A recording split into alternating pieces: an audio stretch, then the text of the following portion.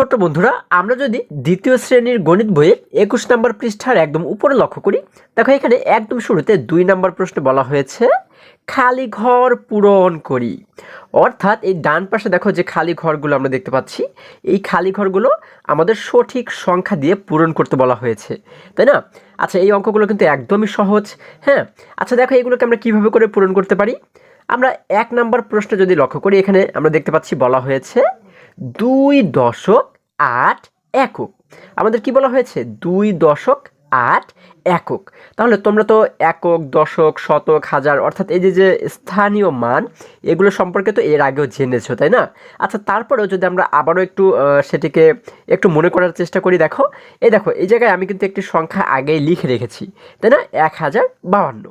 তাহলে এই সংখ্যার মধ্যে আমরা জানি একদম শেষে যে অঙ্কটি থাকে, হ্যাঁ, ২ কিন্তু একটি অঙ্ক, ৫ একটি অঙ্ক, ০ একটি অঙ্ক এবং ১ কিন্তু আরেকটি অঙ্ক। তাহলে একটি সংখ্যার মধ্যে একদম শেষে গিয়ে যে অঙ্কটি থাকে, এটির স্থানীয় মান হচ্ছে একক, তাই না? এটিকে বলা হয় একক। তার আগেরটিকে বলা হয় দশক, তার আগেরটিকে বলা হয় শতক এবং এর আগে যে থাকে এটিকে বলা হয় হাজার, তাই না? অর্থাৎ একক, দশক, শতক, হাজার। ঠিক আছে? আচ্ছা, এবারে দেখো আমাদের প্রথমে কি বলা হয়েছে? ২.৮ একক। তাহলে আমরা এই ২ দশক এবং ৮ একক মিলে যে সংখ্যাটি হয়, সেই সংখ্যাটিকে কিন্তু আমাদের এই খালি ঘরে লিখতে বলা হয়েছে। ঠিক আছে? আমরা কিন্তু আগেই দেখতে পাচ্ছি এই জায়গাতে কিন্তু আমাদের এখানে ২৮ লেখা রয়েছে, তাই না? আচ্ছা, এখন ২ দশক এবং ৮ এককে ২৮ কিভাবে হলো? আমরা এই ২৮ যখন নির্ণয় করব বা এই উত্তরটিকে যখন আমরা বের করব, তখন আমরা সবসময় তোমরা এই বিষয়টি মনে রাখবে, আমরা এই উল্টো দিক থেকে করতে করতে আমরা বাঁ দিকে যাব। ঠিক আছে? যেমন এখানে দেখো উল্টো দিকে সবার আগে কিন্তু বলা হয়েছে কি একক, তাই না? ৮ একক।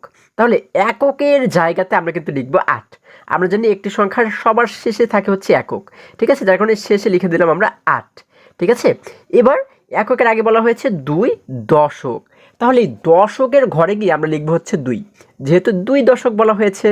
হ্যাঁ, আচ্ছা দেখো আমরা জানি এটি হচ্ছে একক, এর আগে হচ্ছে দশক। তাহলে এটি যেহেতু দশকের ঘর, এইখানে আমরা লিখবো কিন্তু ২, কারণ বলা হয়েছে ২ দশক।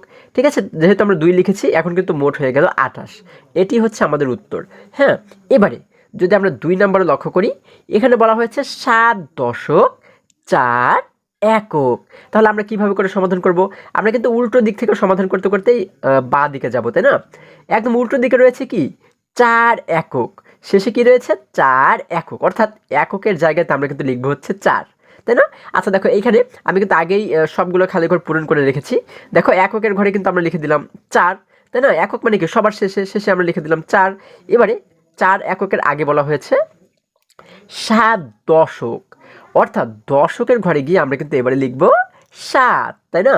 আচ্ছা দেখো একক, দশক, আমরা জানি এটি হচ্ছে দশকের ঘর, এই জন্য এই দশকের ঘরে গিয়ে কিন্তু লিখলাম আমরা ৭, যেহেতু ৭ দশক বলা হয়েছে এই জন্য লিখে দিলাম ৭। তাহলে মোট হয়ে গেল ৭৪। ঠিক আছে? এটি আমাদের উত্তর। এবারে ৩ নম্বরে আমাদেরকে বলা হয়েছে ১.৮ একক।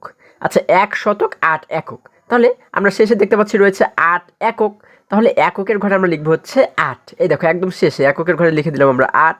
এবারে আমরা দেখতে পাচ্ছি ৮ এককের আগে বলা হয়েছে কি ১ শতক, অর্থাৎ এই শতকের ঘরে গিয়ে আমরা কিন্তু এবার লিখবো ১। তবে এখানে একটি বিষয় লক্ষ্য করো, আমরা কিন্তু দেখতে পাচ্ছি একক এবং শতক দেওয়া রয়েছে, দশকটা কিন্তু দেওয়া নেই। আমরা জানি এই এককের পরে কিন্তু থাকে দশক, তাই না? তারপর হচ্ছে শতক। তাহলে এখানে কিন্তু সেই দশকটা আমাদের দেয়া নেই। তাহলে আমরা এবারে কি করব? দেখো দেখো যেটিকে দেয়া না থাকবে, যে মানটিকে দেয়া না থাকবে, হ্যাঁ, আমরা কি করব? সেইটার পরিবর্তে একটি করে শূন্য দেব। ঠিক আছে? যেমন দেখো এখানে একক দেওয়া রয়েছে ৮, আমরা লিখলাম ৮। এবারে আমরা কি করব? যেহেতু কোনো দশক দেওয়া নেই, যার কারণে দশকের ঘরে আমরা কিন্তু একটি শূন্য দিয়ে দিলাম। আমরা জানি এককের আগে হচ্ছে দশক, এই দশকের জায়গাতে আমরা একটি শূন্য দিয়ে দিলাম। তারপরে কিন্তু শতক, তাই না? একক, দশক, শতক। আচ্ছা, শতকে বলা হয়েছে কি ১ শতক, তার মানে শতকের জায়গাতে আমরা লিখে দিলাম ১। তাহলে হয়ে গেল ১০৮। ঠিক আছে? তাহলে আমরা এখান থেকে কি বুঝলাম? আমরা কিন্তু বুঝলাম যে একক, দশক, শতক, হাজার এর ভিতর যেটি দেওয়া না থাকবে, হ্যাঁ, সেই জায়গাতে কিন্তু আমরা একটি একটি করে শূন্য দেব। ঠিক আছে? আচ্ছা, এবারে দেখো যদি আমরা আর একটু নিচে লক্ষ্য করি, এখানে ৪ নম্বরে কি বলা হয়েছে? ২ 3 দশক। আচ্ছা, তাহলে 2 শতক এবং 3 দশক দেওয়া রয়েছে, কিন্তু একক কিন্তু দেয়া নাই, তাই না? যেহেতু একক দেয়া নেই, যার কারণে আমরা কি করব, যেহেতু একক দেয়া নেই তার মানে এককের পরিবর্তে আমরা একটি শূন্য দিব। এই দেখো, আমরা এককের পরিবর্তে একটি শূন্য দিয়ে দিলাম, সবার শেষে দিলাম একটি শূন্য। তার আগে আমরা জানি এককের আগে হচ্ছে দশক, দশকে বলা হয়েছে কি 3 বলা হয়েছে, 3 দশক। তাহলে দেখো একক দশক, এটি যেহেতু দশকের ঘর, দশকের ঘরে আমরা লিখে দিলাম 3। 3 লিখে দিলেই কিন্তু 3 দশক হয়ে গেল, তাই না? আচ্ছা, এবার শতকের ঘরে কি বলা হয়েছে 2 শতক, তার মানে শতকের ঘরে গিয়ে আমরা লিখবো হচ্ছে 2। দেখো একক দশক শতক, হ্যাঁ এই শতকের ঘরে আমরা লিখে দিলাম 2। ঠিক আছে, তাহলে কিন্তু হয়ে গেল 230, এটি আমাদের উত্তর। এরপরে 5 নম্বরে আমাদেরকে বলা হয়েছে 7 শতক 8 দশক 2 একক। আচ্ছা, তাহলে এককের জায়গাতে বলা হয়েছে 2, তাহলে আমরা এই যে শেষে গিয়ে অর্থাৎ এককের জায়গাতে লিখে দিলাম 2। এবারে দশকের জায়গাতে বলা হয়েছে 8 দশক, তাই না? তাহলে আমরা দশকের ঘরে লিখবো হচ্ছে 8। দেখো একক দশক, এটি যেহেতু দশকের ঘর, দশকের ঘরে আমরা লিখে দিলাম 8। আচ্ছা, এবার শতকের ঘরে বলা হয়েছে 7, তাহলে শতকের ঘরে যদি আমরা 7 লিখি, দেখো একক দশক শতক, এই শতকের ঘরে আমরা লিখে দিলাম 7, যেহেতু 7 শতক বলা হয়েছে আমরা এখানে লিখে দিলাম 7, তাহলে হয়ে গেল 782, এটি আমাদের উত্তর। এবার সর্বশেষ 6 নম্বর আমাদের বলা হয়েছে কি 1000, শুধুমাত্র 1000 বলা হয়েছে। দেখো কোনো দশক দেয়া নেই, শতক দেয়া নেই, একক দেয়া নেই, কিচ্ছু দেয়া নেই, শুধুমাত্র 1000 দেয়া রয়েছে, তাই না? তাহলে আমরা কি করব, একক দশক শতক এই সব জায়গাতে কিন্তু একটি একটি করে শূন্য দেব, তাই না? খুবই সহজ। দেখো এককের ঘরে আমরা একটি শূন্য দিলাম, তার আগে দশক, দশকের ঘরেও একটি শূন্য দিলাম, তার আগে শতক, শতকের ঘরেও একটি শূন্য দিলাম, এবং শতকের আগে হচ্ছে হাজার, হাজারের ঘরে গিয়ে আমরা কত দিব, যেহেতু বলা হয়েছে 1000, যার কারণে হাজারের ঘরে গিয়ে আমরা কিন্তু একটি 1 লিখে দিলাম, তাহলে হয়ে গেল এখানে 1000। ঠিক আছে, তাহলে আশা করি এই প্রত্যেকটি অঙ্ক তোমরা খুবই সহজেই বুঝতে পেরেছো। এবারে যদি আমরা আরেকটু নিচে লক্ষ্য করি, দেখো এই জায়গাতে 3 নম্বরে কি বলা হয়েছে, নিচের সংখ্যাগুলোর প্রতিটি অঙ্কের স্থানীয় মান লিখি। আচ্ছা, বলা হয়েছে নিচের সংখ্যাগুলোর, অর্থাৎ এখানে কিন্তু আমরা অনেকগুলো সংখ্যা দেখতে পাচ্ছি, তাই না? তাহলে বলা হয়েছে এই সংখ্যাগুলোর প্রতিটি অঙ্কের স্থানীয় মান লিখি। আচ্ছা, তাহলে এখানে যে সংখ্যাগুলো দেখতে পাচ্ছি এর ভিতরে দেখো, যেমন এই যে প্রথম যে সংখ্যাটি, এটি হচ্ছে কত 24, তাহলে এই 24-এর ভিতরে কি কি অঙ্ক রয়েছে, 2 হচ্ছে একটি অঙ্ক, 4 হচ্ছে একটি অঙ্ক। তাহলে প্রত্যেকটি অঙ্কের দেখো এই যে 5 একটি অঙ্ক, 6 একটি অঙ্ক, প্রত্যেকটি অঙ্কের স্থানীয় মান আমাদের বের করতে বলা হয়েছে। এগুলো কিন্তু আরও সহজ। তাহলে চলো আমরা এখান থেকে কিছু কিছু সংখ্যার, হ্যাঁ যে অঙ্কগুলো রয়েছে সেগুলোর স্থানীয় মান আমরা একটু বের করার চেষ্টা করি। বন্ধুরা, আমরা কিন্তু এখানে দেখো 3 নম্বরের প্রত্যেকটি সংখ্যাকে এখানে আমরা লিখে নিলাম, তাই না? দেখো 24, 56, 73, 98 এইভাবে করে প্রত্যেকটি সংখ্যাকে আমরা লিখে নিলাম।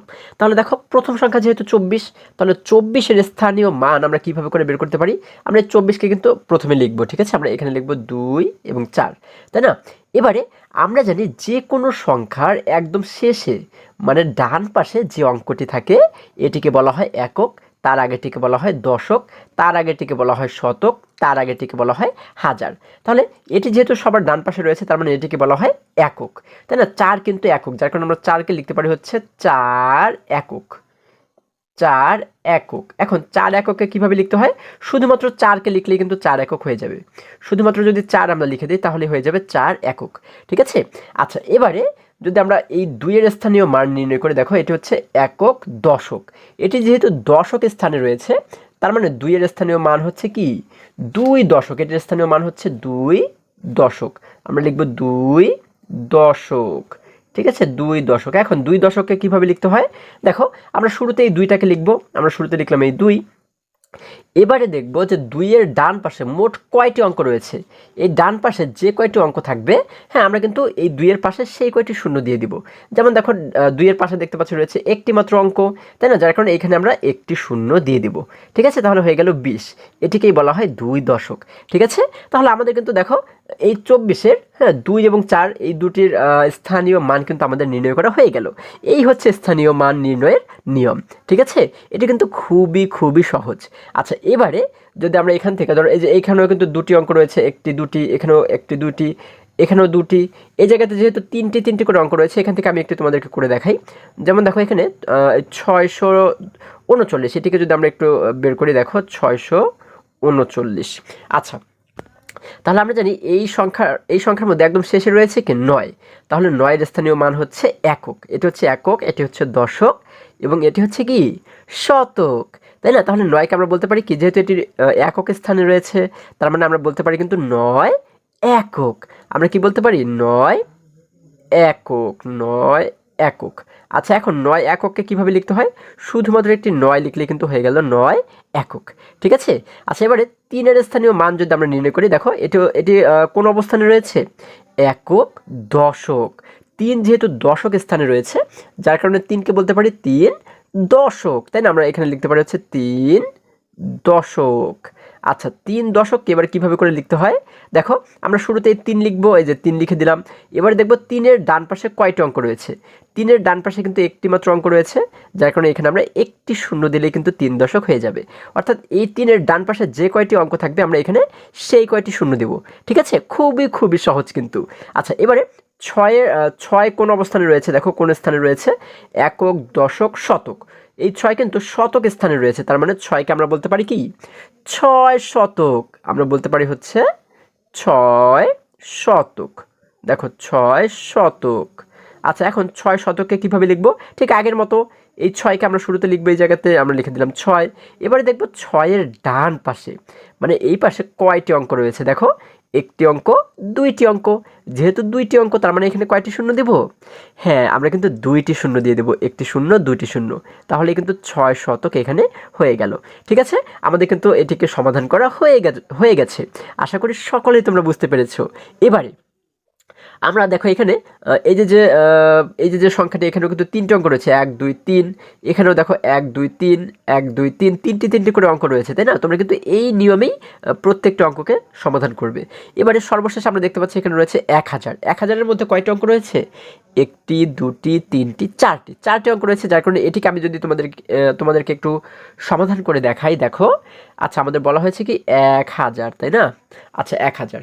এবারে আমরা দেখতে পাচ্ছি এই 1000-এর সবার শেষে যে অঙ্কটি রয়েছে এটিকে বলা হয় কি? এটিকে বলা হয় একক, তার আগেটি হচ্ছে দশক, তার আগেটি শতক এবং তার আগেটি হচ্ছে হাজার, তাই না? আচ্ছা, তাহলে এটিকে যেহেতু একক বলা হয়, তার মানে এই শূন্যকে আমরা কি লিখবো? আমরা লিখবো হচ্ছে শূন্য একক, শূন্য একক। আচ্ছা, এখন শূন্য এককে কিভাবে লিখবো? শুধুমাত্র একটি শূন্য লিখলেই তো শূন্য একক হয়ে গেল, তাই না? আমরা এখানে লিখে দিলাম একটি শূন্য। এবারে এটির অবস্থান হচ্ছে একক, দশক। তাহলে এটিকে আমরা বলতে পারি কি দশক, তাই না? আমরা এই শূন্যকে বলবো হচ্ছে শূন্য দশক। আমরা লিখবো শূন্য দশক। এখন শূন্য দশককে কিভাবে লিখবো? এই শূন্যটাকে আমরা প্রথমে লিখলাম, তারপরে কি করব? এই শূন্যের পাশে যে কয়টি অঙ্ক রয়েছে, দেখো এটির পাশে কিন্তু একটি মাত্র অঙ্ক রয়েছে, তাই না? যার কারণে আমরা একটি শূন্য এই জায়গাতে দিয়ে দেবো। আমরা এখানে একটি শূন্য দিয়ে দিলাম, তাহলে হয়ে গেল শূন্য দশক। এবার যদি এটিকে লক্ষ্য করে দেখো, এই শূন্যটি কোন অবস্থানে রয়েছে? একক, দশক, শতক। এটি কিন্তু রয়েছে শতক স্থানে। তাহলে আমরা এবারে এই শূন্যকে কিন্তু বলতে পারি শূন্য শতক, তাই না? আচ্ছা, দেখো আমরা এটিকে বলতে পারি হচ্ছে শূন্য শতক। আচ্ছা, শূন্য শতক। এখন শূন্য শতক কিভাবে লিখবো? এই শূন্যটাকে আমরা প্রথমে লিখবো এই জায়গাতে। এরপরে আমরা দেখবো এই শূন্যের ডান পাশে কয়টি অঙ্ক রয়েছে? দেখো একটি অঙ্ক, দুটি অঙ্ক। যেহেতু দুটি অঙ্ক রয়েছে, তার মানে ওর ডান পাশে আমরা দুটি শূন্য দিয়ে দেবো, একটি শূন্য, দুটি শূন্য। এরপরে দেখো এখানে যে 1 দেখতে পাচ্ছি, এটি রয়েছে কোন স্থানে? একক, দশক, শতক, হাজার। এটি কিন্তু হাজারের স্থানে রয়েছে। তাহলে 1কে আমরা কি বলবো?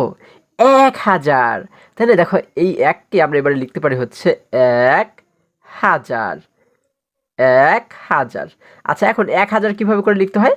এই 1কে আমরা লিখবো শুরুতে, আমরা এখানে লিখলাম 1। এবারে দেখবো 1-এর ডান পাশে কয়টি অঙ্ক রয়েছে? দেখো একটি, দুটি, তিনটি। যেহেতু 3টি অঙ্ক রয়েছে, তার মানে এখানে আমরা কয়টি শূন্য দেব? 3টি শূন্য দেবো, তাই না? দেখো একটি শূন্য, দুইটি শূন্য, তিনটি শূন্য। তাহলে কিন্তু 1000 এখানে হয়ে গেল। ঠিক আছে? এইভাবে করে তোমরা প্রত্যেকটি অঙ্কের স্থানীয় মান কিন্তু নির্ণয় করবে। ঠিক আছে? এটা হচ্ছে তোমাদের কাজ। আচ্ছা, তাহলে আশা করি এই পৃষ্ঠার সমস্ত অঙ্কগুলো তোমরা খুবই সহজে এবং খুবই সুন্দরভাবে বুঝতে পেরেছো। বন্ধুরা, আজকে আমাদের এই পর্যন্তই। আবারও দেখা হবে পরবর্তী ভিডিওতে। আর হ্যাঁ, তোমরা যদি আমার চ্যানেলে নতুন হয়ে থাকো, তাহলে এখনই চ্যানেলটি সাবস্ক্রাইব করে পাশে থাকো, যেন আমার যে কোনো ভিডিও আপলোড করার সাথে সাথে খুব সহজেই তোমরা সেটি পেতে পারো। সকলে ভালো থাকো, সুস্থ সবল থাকো, এই কামনা করে শেষ করছি। ধন্যবাদ সকলকে।